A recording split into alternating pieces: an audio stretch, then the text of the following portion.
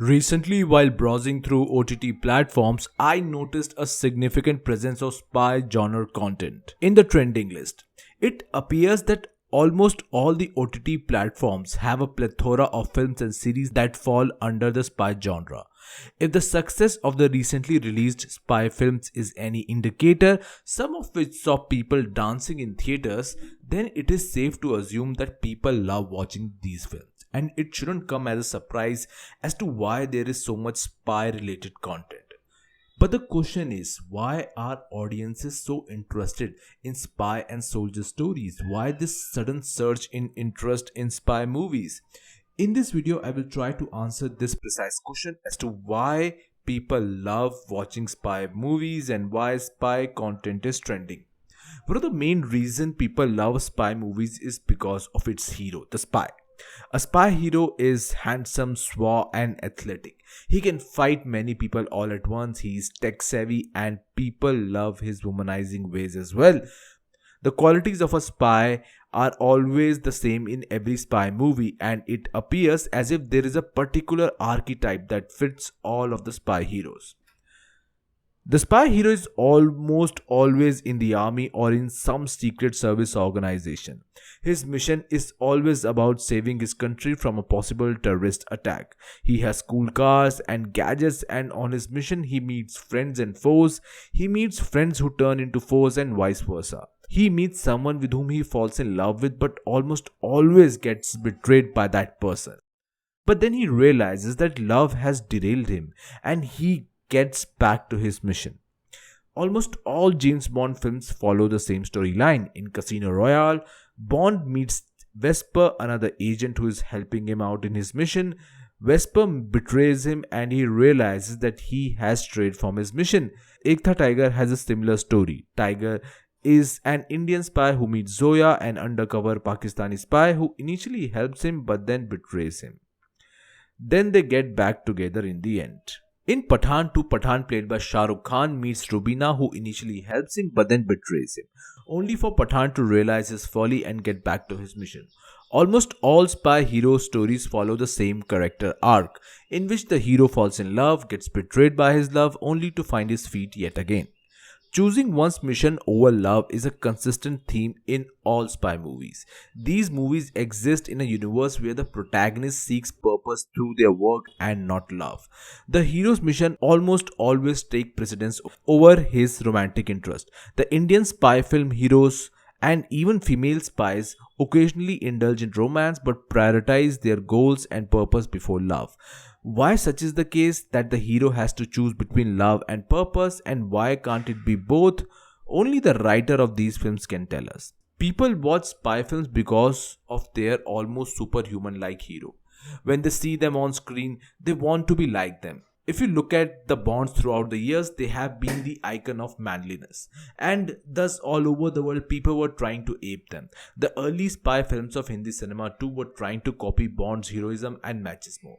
But they clearly missed the mark. The early spy heroes of Bollywood, Hindi films were not shy to show off their bodies, but they were not as cut as their Hollywood counterparts.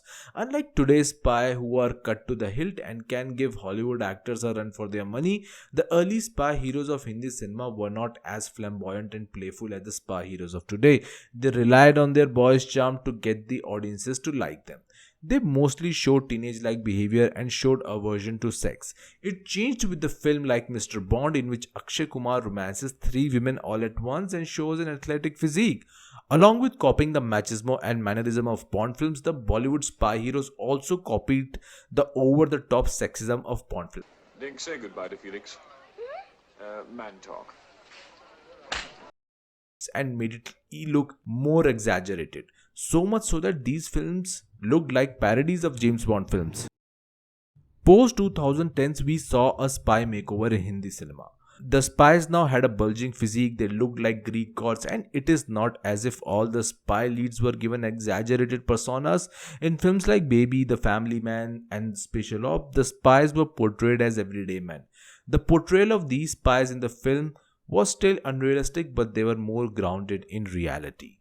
Post 2014, the spies were not just men but also women.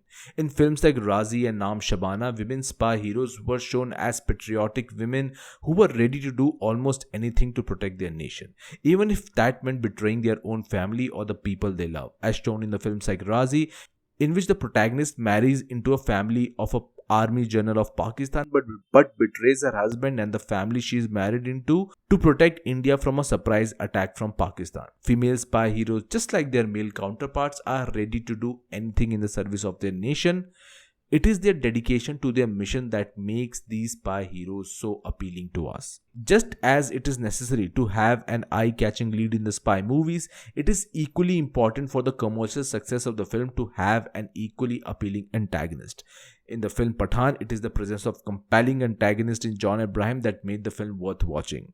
The early spy and espionage films of India showed villains who had names like Dang, and some of them even wore Mao-like suits. These films were made post the Indo-China War, so the villains in these films had some inkling to the Chinese leaders.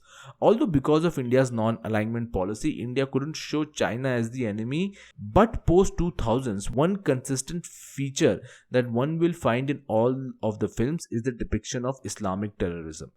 The villains of these films were almost always from neighboring countries of India or from other Middle Eastern countries, as shown in films like Baby, where the threat to India's security was mainly from these countries.